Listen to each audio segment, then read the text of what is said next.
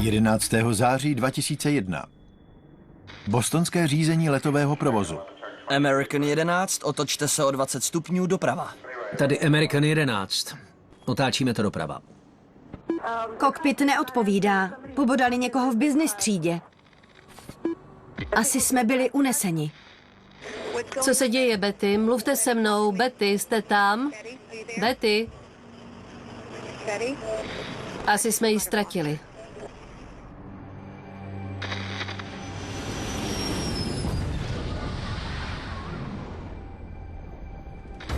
11. září 2001 narazila 2 letadla do Světového obchodního centra. Air France 004, nemám čas to vysvětlovat, končím.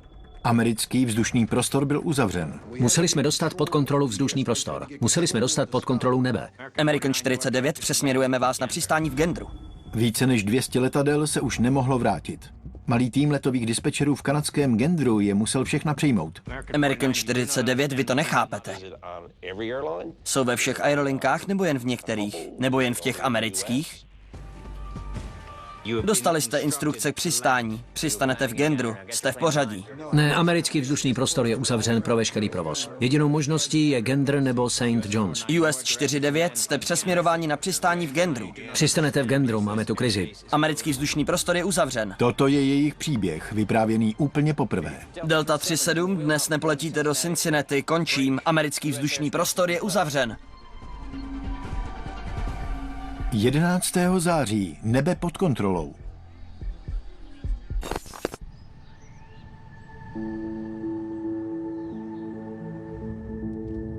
Jmenuji se Dwayne Paddister a žiji v Gendru na Newfoundlandu. Byl to obyčejný den, vstával jsem v 8:30, jel jsem kolem místního obchodního centra a dal si tam kafe a sendvič k snídani. Pak jsem jel pomalu do práce. 8:30 řízení letového provozu NAV Canada Gander.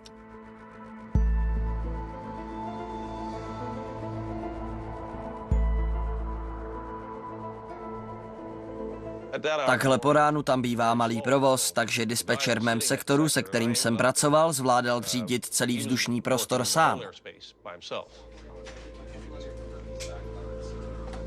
Už je to moje, Bille. Ahoj. Přišel jsem ho vystřídat, byl klid.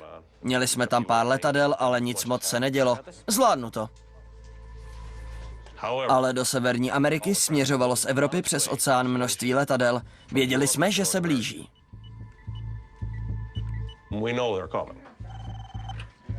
Gander centrála.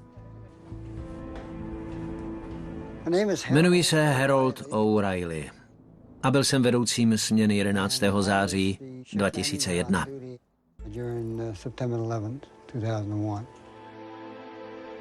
Přišel jsem do práce a byl to naprosto běžný den. Ano, slavil jsem ten den 50. Když jsem to ráno jel do práce, myslel jsem na to, co mě čeká, až přijdu večer domů.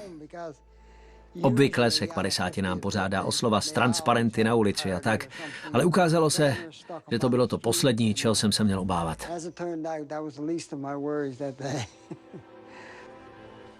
American 96, 945, potvrzuji, rozumím.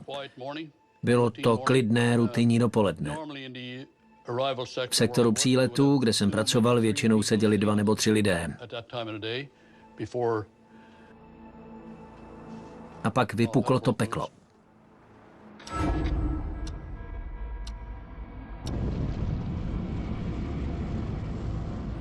To jsou dramatické záběry katastrofy, která se odehrála před krátkou chvílí. Díváte se na Světové obchodní centrum na Dolním Manhattanu, kde před pár minutami údajně malé osobní letadlo narazilo do horních pater jedné věže dvojčat.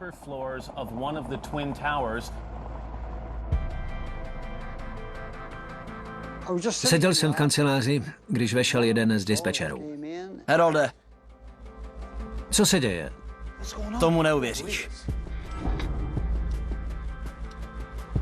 Pojď se podívat. Šel jsem do televizní místnosti a sledoval záznam s prvním letadlem, když v tom Více informací k tomuto tématu. Moment, došlo k explozi.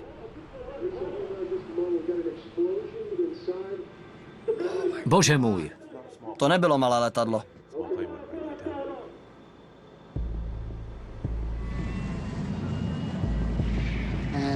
Když jsme viděli to druhé letadlo, Jak se to mohlo stát?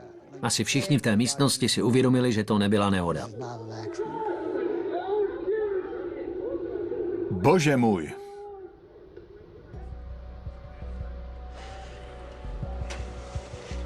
Co tu pro boha děláš?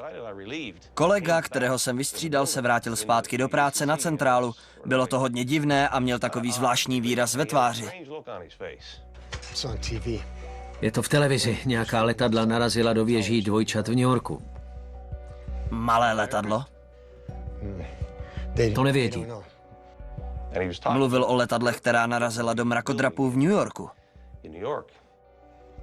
V New Yorku dnes asi bude pořádná mela. Byl bledý a bylo vidět, že je v šoku. Nemohl uvěřit, že se něco takového stalo. Podívali jsme se na sebe a řekli si, můj bože, jestli jsou to řízené střely, blíží se jich dalších 400, 500.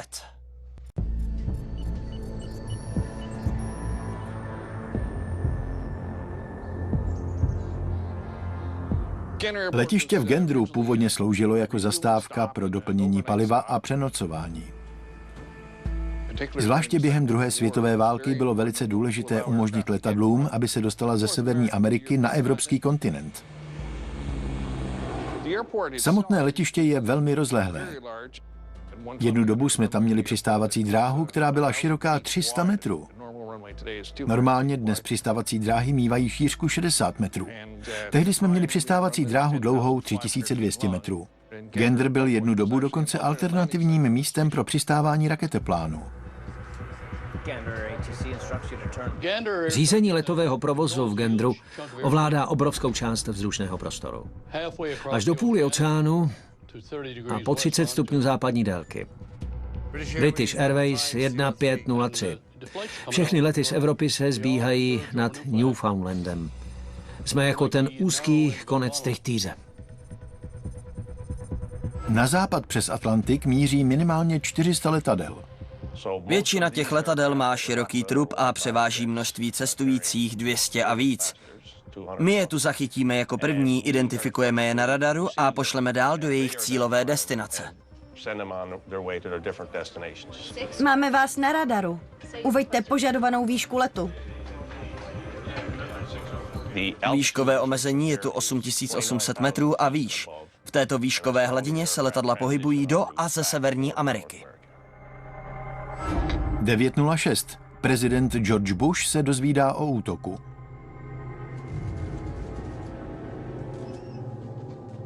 Ministerstvo dopravy, Federální letecký úřad. 11. září 2001 jsem řídil svou první směnu na pozici ředitele národních operací. Následně došlo k dalšímu incidentu, kterým byl útok American 77 na Pentagon.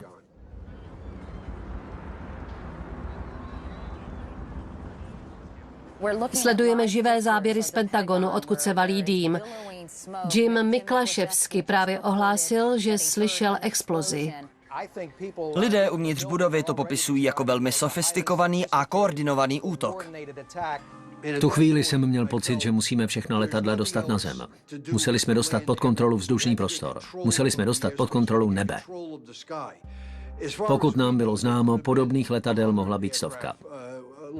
Myslel jsem jen na to, že tam venku jsou řízené střely, které nemáme vůbec pod kontrolou. Já a mý lidé jsme vedli nekonečné diskuse o tom, zda by americká armáda sestřelila americký letoun vezoucí americké pasažéry na americké půdě. Podle mě to nebylo reálné. Viceprezident Cheney vydal příkaz uzavřít vzdušný prostor po pádu posledního uneseného letadla 11. září. Nevíme, kdo v těch letadlech je. Byl to chaos, něco takového se ještě nestalo. Nebyli jsme na to připraveni. Před tímto incidentem nebyli dispečeři vyškolení, aby s něčím takovým počítali. Nemohli si dovolit žádnou chybu. Uděláte chybu a dopadne to špatně. 9:45. Vzdušný prostor Spojených států je uzavřen.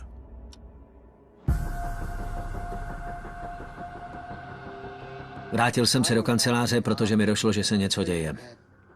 Netrvalo to dlouho a už mi volali.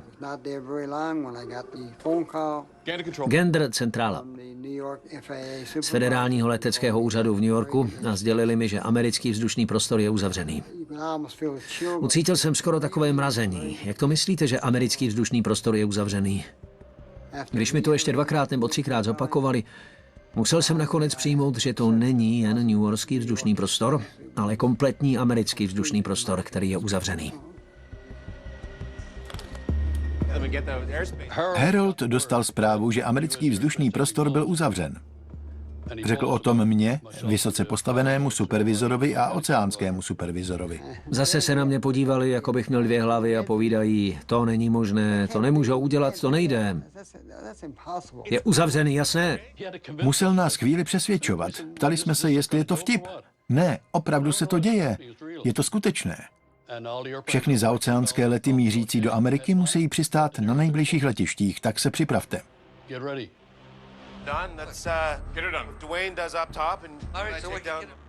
Najednou nám na Prahu přistál ten monstrózní úkol. Museli jsme to zvládnout, nemohli jsme se sebrat a jít domů. Tak jsme si řekli, fajn, dáme se do práce.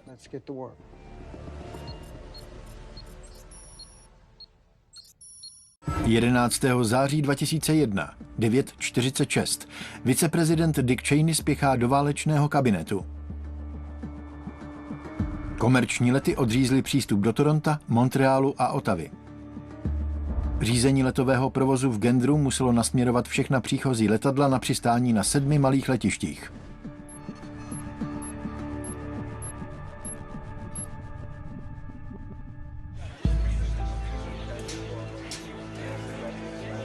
Harold přišel dolů a podíval se na mě, jako by si teprve v hlavě utvářel plán.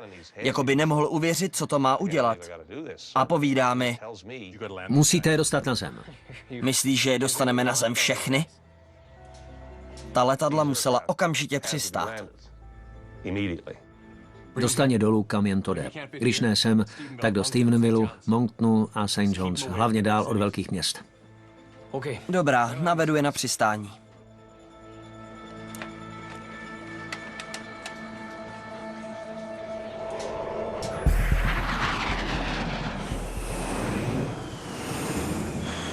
Bylo možné, že kterékoliv z těch letadel se mohlo stát terčem teroristického útoku. Řízení letového provozu navádělo tato letadla na přistání svědomím, že sebou přinášejí teroristickou hrozbu. To nám samozřejmě dělalo starosti. Nemáme tolik obyvatel a nenavedete taková letadla do hustě osídlených oblastí. Pošlete je do míst, kde pokud dojde na nejhorší, kde se alespoň minimalizují škody. To asi není velkou útěchou pro lidi, kteří tu žijí. Může to být těžké pochopit, ale taková je realita.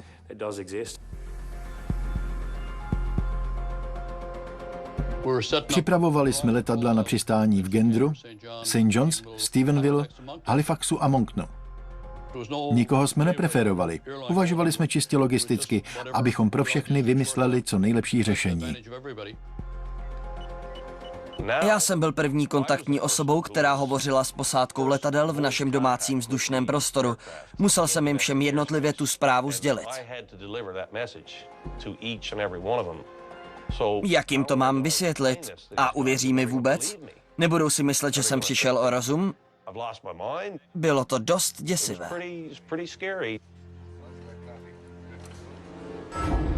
United 929 vstoupilo do vyššího vzdušného prostoru Ganderu. Byli jsme asi na půl cesty přes Atlantik, když mi předali krátkou zprávu ACARS, která přišla přes satelit. Můžeme si ty zprávy vytisknout. Poslali nám zprávu, kterou jsem si založil do letové dokumentace. Zpráva z chicagského dispečinku. 2 letadla narazila do Světového obchodního centra v New Yorku. Jedná se o únos a mohou následovat další. Toť vše. Jakmile nám došlo, že nějaká letadla byla zapojená do násilného činu, začali jsme uvažovat, jak rozsáhlá je to akce, jak bezpečné je mé letadlo. Tome, popadni nouzovou sekeru. Učiníte všechna možná nezbytná opatření. Vysvětlit to můžete později. Přes ty dveře nikdo neprojde. Kdyby to někdo zkoušel, použij tu sekeru, rozumíš? Ano. Nikdo se přes tebe nedostane. Natašo, piloti u sebe tehdy nosili zbraně, tak jsem si říkal, že uděláme, co bude třeba a použijeme všechny dostupné prostředky, abychom se o sebe postarali. Můžeme použít i hasičský přístroj, bude-li to nutné, a postříkat s ním útočníka do obličeji. Cokoliv se dá použít, za každou cenu. Pilot promluvil do interkomu velice klidným, ale vážným hlasem. S naším letadlem se nic nestalo. Nicméně došlo k incidentu ve Spojených státech a všechny hraniční přechody jsou uzavřeny. Musíme přistát v Gendru na Newfoundlandu. Moje představivost pracovala na plné obrátky. Bylo mi jasné, že je to velice vážné.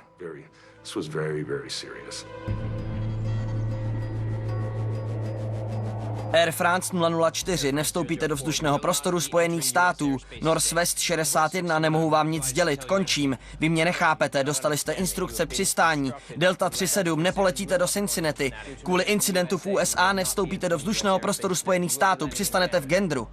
Tady Delta 37. Musíme se držet svého letového plánu. Vy to nechápete, dostali jste instrukce k přistání. Přesměrujeme vás na St. John's. Nesměli letět do Chicaga ani nikam jinam. Nakonec souhlasili, že přistanou jinde. Za běžného dne tato letadla pouze rutinně proletají naším vzdušným prostorem a drží se striktního letového plánu. Ale teď byli nuceni přistát na letišti, na němž možná nikdy předtím nebyli. Zaoceánské lety jsou typické masivními a těžkými letadly okolo 135 tun se stovkami pasažérů na palubě. Jsou to mohutná letadla, velké Boeingy a Airbusy. A Gander není stavěný na takový provoz. Určitě ne v takovém objemu. 9:59. Zřítila se jižní věž Světového obchodního centra.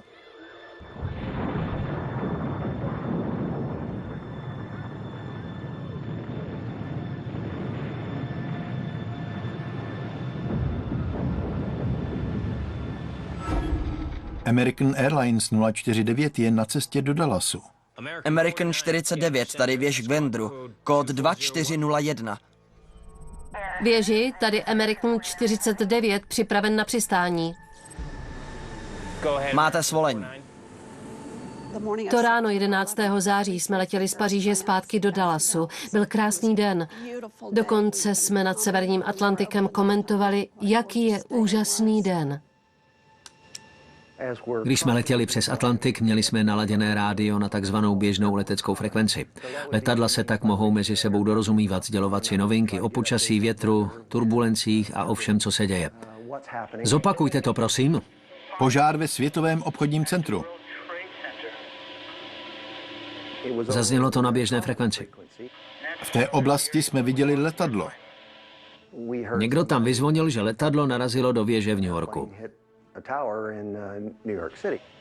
Všem letadlům mířícím přes Atlantik, tady US Airways 27, dostali jsme zprávu z dispečinku, že letadlo narazilo do Světového obchodního centra v New Yorku. Dobrá, v tu chvíli to ještě neznělo tak znepokojivě.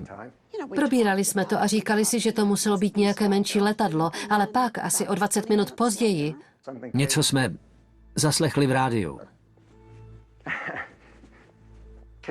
že do věže narazilo další letadlo. Na základě zkušeností z armády jsem poznal, že se jedná o koordinovaný útok. najednou jsme viděli, jak to ostatní letadla otáčejí o 180 stupňů. To jste nikdy předtím neviděli. Trasy nad severním Atlantikem jsou přímé a jednosměrné, nikdo se na nich neotáčí. 10:12. 270 letadel se vrátilo do Evropy. Proto moje první myšlenka byla, Beverly, proč to neotočíme a neodvezeme lidi zpátky tam, kde jsme je nabrali. A ona povídá, to není špatný nápad, zjistit, jak s tím můžeme začít. 224 letadel už se nemohlo vrátit. Když jsem se chtěl spojit vysílačkou, zaslechl jsem na běžné frekvenci. Pokusili jsme se koordinovat návrat do Evropy, ale nedostali jsme svolení. Neschválili žádný návrat. Narovnal jsem se ve své sedačce a pustil se do práce. Nedělal jsem si starosti s tím, co je za mnou a jestli se jedná o únos. V tu chvíli jsem se soustředil na svou práci, jak dostat své letadlo i s pasažéry na zem. 10:28. Zřítila se severní věž Světového obchodního centra.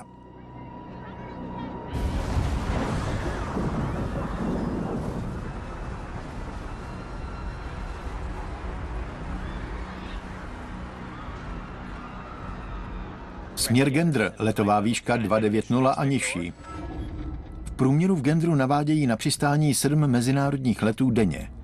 Teď k nim míří 224 mezinárodních letů s 33 000 pasažéry.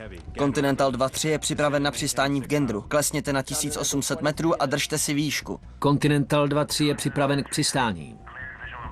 Continental 2-3 přiblížení na dráhu 2.1. Kontaktujte věž na 128,6. Dispečeři v Ganderu nadále kontrolují vzdušný prostor. Mezitím musí pozemní věž začít navádět letadla na přistání na dráze v Ganderu. Zatím nevědí, kolik jich bude. V roce 2001 jsem pracoval jako dispečer letového provozu na věži v Ganderu. Mým úkolem je dostat je bezpečně na zem. Continental 2-3 je první letadlo, které má přistát v Ganderu. Stál jsem tady a dostával odhady od kluků na centrále. Koordinovali jsme přistání s věžemi. Klesněte na 1800 metrů. Dostali jsme je na 10-13 kilometrů od přistávací dráhy a navedli je k věži. Continental 2-3, tady věž v Ganderu. Máte povolení přistát na dráze 2.1. Tady Continental 2-3, povolení přistát na dráze 2.1.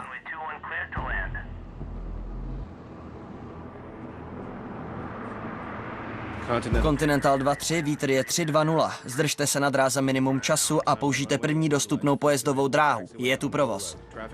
Měli jsme řadu letadel přilétajících z 15 kilometrů. Viděl jsem letadla na 15-25 kilometrů daleko.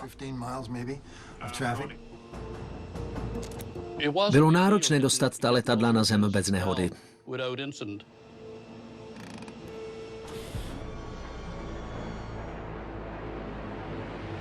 Mnozí severoameričtí cestující věděli, že došlo ke krizi. Věděli, že musí přistát. Nemohli jsme ztrácet čas vysvětlováním. Letadla se přibližují 13 kilometrů od sebe. Na 7 letištích bude přistávat jedno letadlo každých 5 minut. Kam dáme ta letadla a ty lidi? Hlavním cílem ale bylo dostat je ze vzduchu na zem. To znamenalo použít přistávací dráhy, pojezdové dráhy, jakýkoliv kus asfaltu, kde ta letadla mohou přistávat jedno za druhým. Nikdo se na dráze nesmí zastavit a zdržovat. Tím by vznikla zácpa. Už se tvořila fronta na přistání.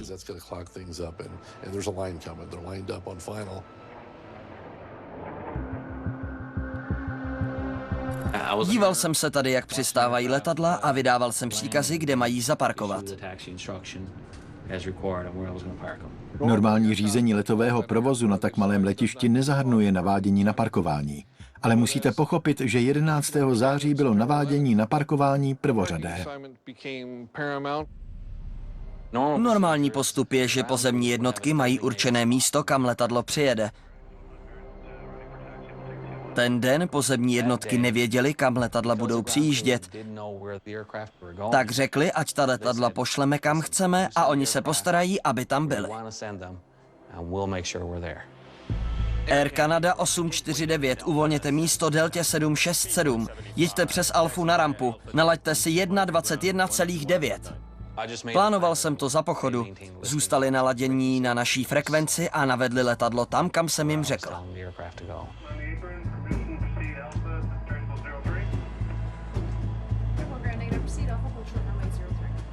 Jakmile přistáli, začali nám klást dotazy, co se děje. Odpovídal jsem jim, nevím přesně, co se děje, ale očividně se jedná o katastrofickou událost.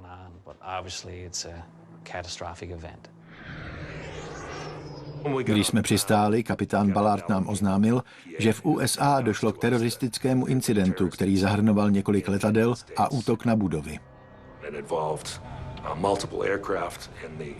To byl šok. Dost mě to naštvalo. Pak jsem začal uvažovat, jaká je naše situace. Kdo je v našem letadle? Mohli by tam být podezřelí napojení na teroristy? To nikdo nevěděl. 10:45. V Gendru navedli na přistání na 7 letištích 40 letadel. Na 7 letištích bude přistávat jedno letadlo každé 3 minuty. Když jsme se doslechli, že americký vzdušný prostor je uzavřen, věděli jsme, že nás odkloní někam do Kanady. Nejpravděpodobnějšími městy by byl Montreal, Toronto, Edmonton nebo Calgary. Měli jsme dost paliva letět kamkoliv v Kanadě. American 49, máte instrukce přistát. Vaše možnosti jsou Gander nebo St. John's. Navrhl jsem Beverly, proč neletíme do Edmontonu, když máme dost paliva. Jakmile doplníme palivo a otevřou vzdušný prostor, můžeme letět na jih přímo domů. Centrálo v Gendru, tady American 49, není možné pokračovat v našem letu do Edmontonu? Ptal jsem se, jestli můžeme pokračovat do Edmontonu a doplnit tam palivo. Když se má letadlo odklonit, obvykle rozhoduje kapitán, na které letiště bude odkloněno. Ten den to však bylo jinak. Je mi líto, ale obávám se, že mě nechápete.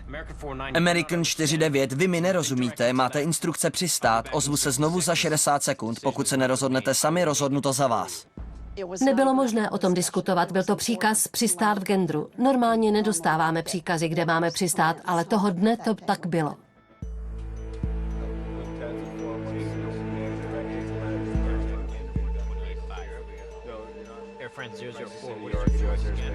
Na věži měli zásadní problém, kam ta letadla zaparkovat, protože se to všechno dělo tak rychle. Řešili jsme, jestli se tam vejdou ještě 2, nebo ještě jedno další. Volal jsem si svěží a ptal se, kolik se jich tam ještě vejde. Kolik jich ještě zvládnete?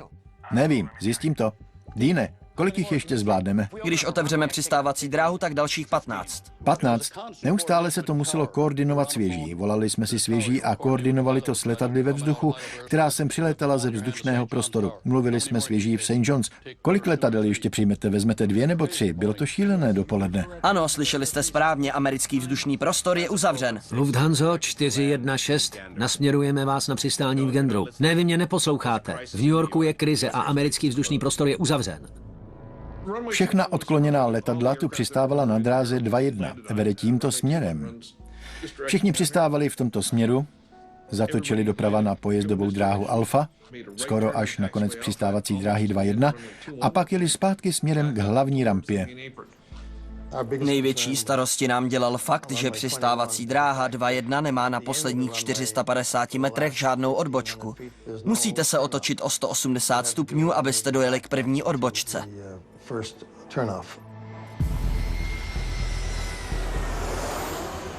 11:07 TVA 819 přistálo na dráze 2.1.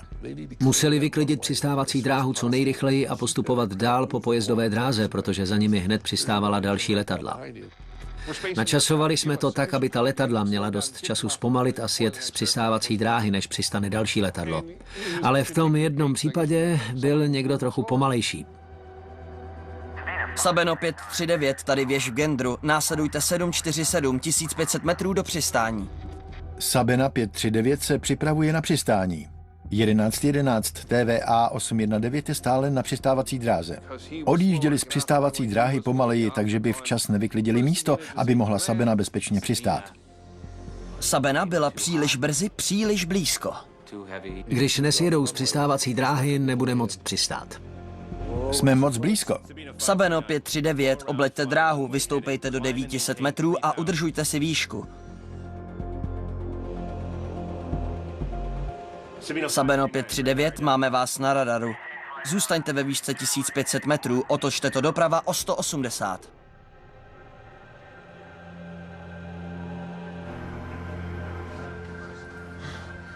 Jedenáct 45. 120 letadel přistálo, 104 je jich ve vzduchu. Virgin 075, sestoupejte na 850 metrů. Neměli jsme žádný přesný plán, nebyl čas, byl tam takový provoz a museli jsme to nějak řešit.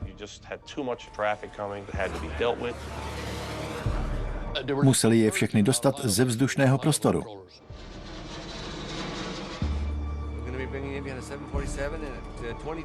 Přirovnal bych to ke smyčce, která se neustále stahovala. Chtěli je dostat na zem. Piloti se chtěli dostat na zem. Někdy byly v jejich hlase znát obavy. Chtěli se dostat co nejrychleji na zem. Nevěděli, zda v jejich letadle také nedojde k teroristickým aktivitám. 11:50. Od prvního útoku uplynuly více než 3 hodiny a od uzavření amerického vzdušného prostoru 2 hodiny. Dispečeři v Gendru navedli na přistání 120 letadel, ale 104 jich ještě zbývá. Elektronika nezvládala ten hustý provoz. Lufthansa 446. Proto jsme praktikovali hodně hlasové koordinace. Staré dobré verbální odhadování, které letadlo je kde, kdo letí za kým. Díky spolupráci lidí ve věži a všech dispečerů na centrále v Gendru se všechno drželo v cajku. Díky tomu jsme věděli, které letadlo je kde a v jakém sledu budou přistávat. Bylo to intenzivní.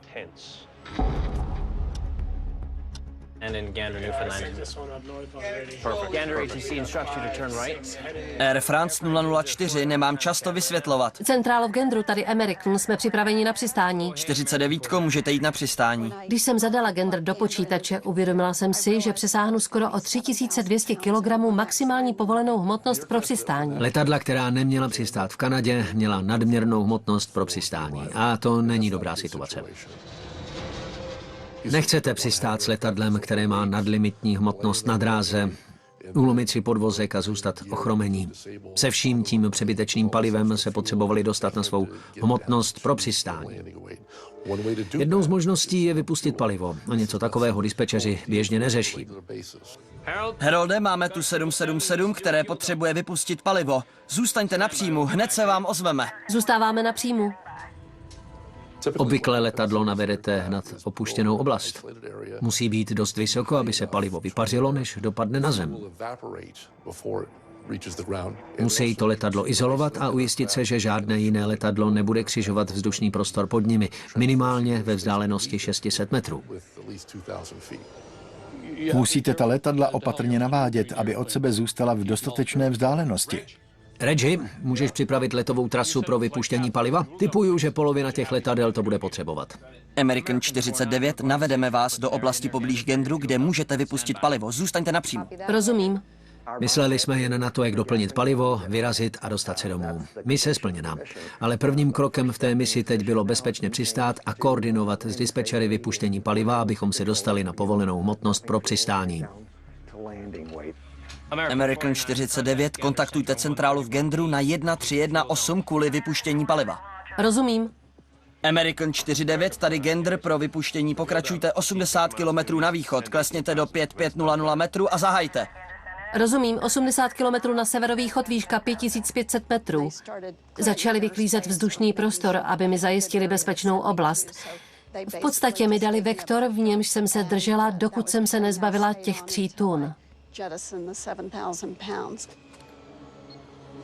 Začínám vypouštět palivo. Teď. Je to vysokooktanové palivo, takže je to riskantní záležitost. Exploze, požáry. Pokud se něco takového stane, je to katastrofa. Vidíš to? I když to může někoho šokovat, když vypustíte palivo ve vyšší nadmořské výšce, rozptýlí se a rozpráší dřív, než stihne dopadnout na zem. Centrálo v Gendru, tady American 49, vypuštění paliva dokončeno. Rozumím, nastavte si kurz 190. Jakmile se letadlo dostalo na povolenou hmotnost pro přistání, bylo zařazeno na konec řady, aby se pokusilo přistát. Pak mě navedli 150 km na přiblížení k runway 21 v Gendru.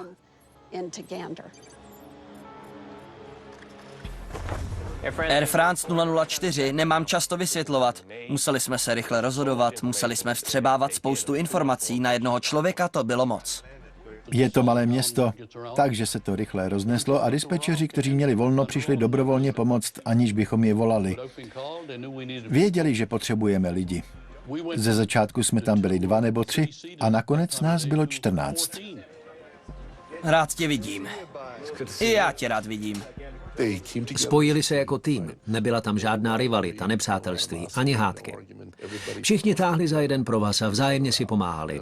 Když jsem zahlcený letadly, můžeš mi od toho trochu odlehčit. Bylo moc potěšující a neuvěřitelné, že jakmile se to rozneslo, museli jsme odmítat dispečery, kteří přišli a chtěli pracovat. Nesmíte se moc podávat emocím, i když vás to bere u srdce. Musíte řešit to, co máte před sebou. Nemůžete se zvednout, sundat sluchátka a říct, že toho máte dost. Je to taková velice sofistikovaná choreografie. Připravujeme se na přiblížení a přistání a kvůli tomu klesneme do nižší výšky. Bylo zajímavé, že na této malé základně už měli frontu letadel stojících na dráze. Vypadalo to jako na Dallas Fort Worth za krásného letního dne během špičky. Nebylo to normální a my se tam chystali přistát. 12:26 American Airlines 049 zahajuje přiblížení ke Gendru. American 49, máte povolení přistát na dráze 22. Věži v Gendru potvrzujeme povolení přistát.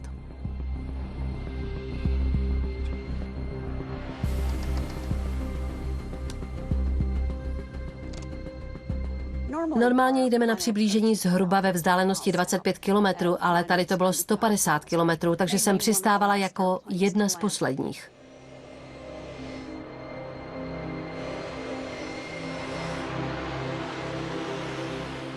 Moje letadlo bylo 36. z 38 velkých letadel, která tam ten den přistála.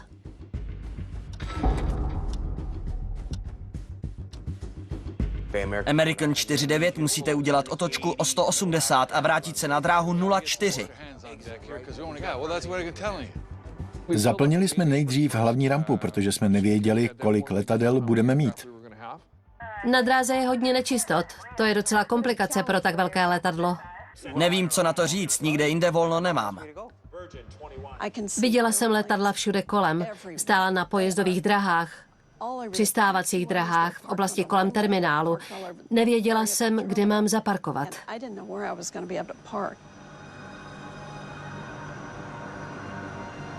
Uprostřed letiště je stará opuštěná přistávací dráha z druhé světové války, tak jsme zaparkovali pár letadel tam. Zhruba poslední tucet letadel, která přistála, zaparkovala na naší aktivní přistávací dráze, protože už jsme je neměli kam dát. Na tom letišti už přistálo obrovské množství letadel, ale žádná velká. A to na tom bylo výjimečné. My jsme byli samá velká letadla, samé velké stroje. Na letišti v Gendru přistálo 38 letadel.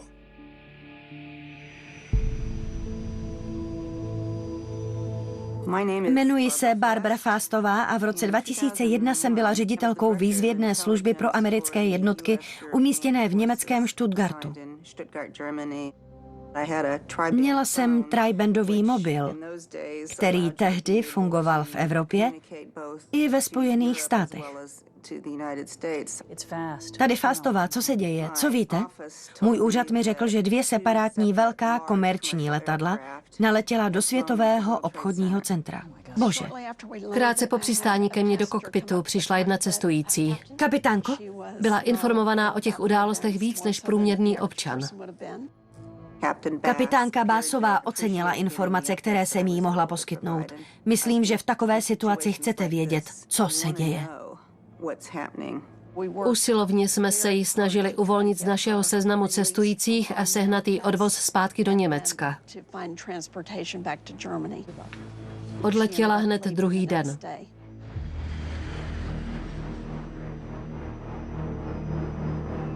Barbara Fastová seděla v jednom z mála letadel, která opustila severoamerický vzdušný prostor 13. září. 3000 pasažérů bylo drženo v letadlech na přistávacích a pojezdových drahách více než 24 hodin.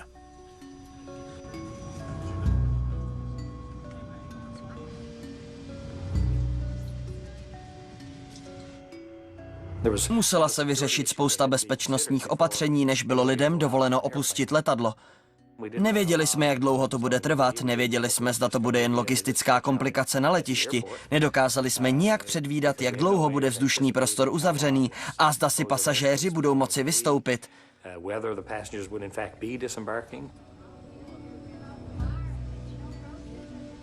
Představte si všechny ty lidi z celého světa s různým zázemím, různými jazyky, rasami, náboženstvím a zdravotními problémy.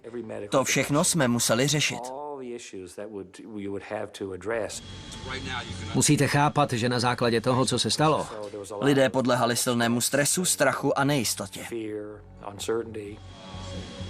ještě jsem nedostal potvrzení. Nikdo si nemohl vystoupit, museli zůstat v letadle dost dlouho, protože hrozilo, že na palubě mohou být bomby nebo teroristé. Nevyklidí to, nebudou riskovat.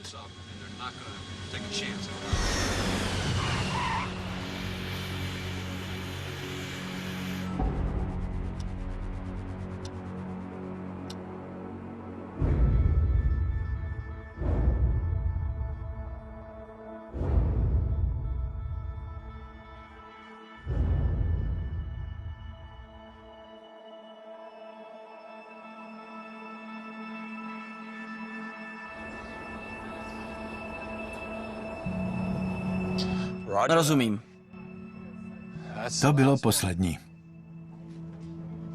V Gendru pomohli přistát 224 letadlům během necelých 4 hodin.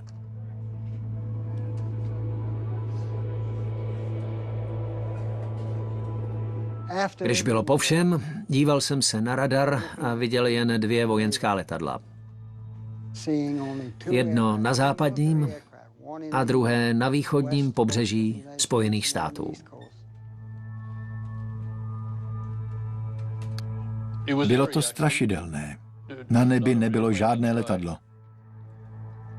Jste zvyklí tam vídat neustálý ruch a teď tam nebylo nic.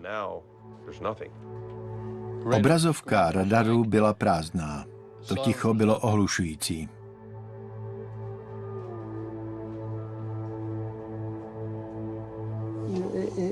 Skoro jsem tomu nemohl uvěřit. Bylo to velice dojemné vidět, jak si všichni oddechli, že odvedli svou práci. Na to nikdy nezapomenu. Dobrá práce, Herolde. Skvělá práce. Bylo to rychlé, pár hodin zběsilého dění a všechna letadla byla na zemi. V životě jsem nic podobného nezažil. Na nebi teď není jediné letadlo. Tito dispečeři byli skuteční hrdinové, protože to tehdy tak dobře zvládli.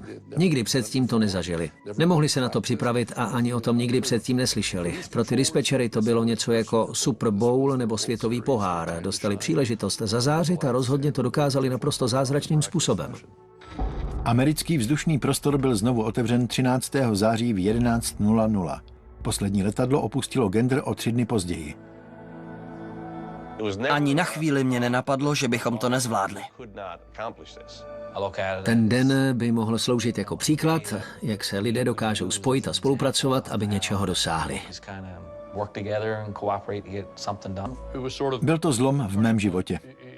Dělím teď život na před a po 11. září. Zemřeli nevinní lidé. Občas nechápu, čeho je lidstvo schopné. Ale má to i svou dobrou stránku. Lidstvo se dokáže vzepřít a postavit se tomu. A nakonec snad dobrá vůle zvítězí.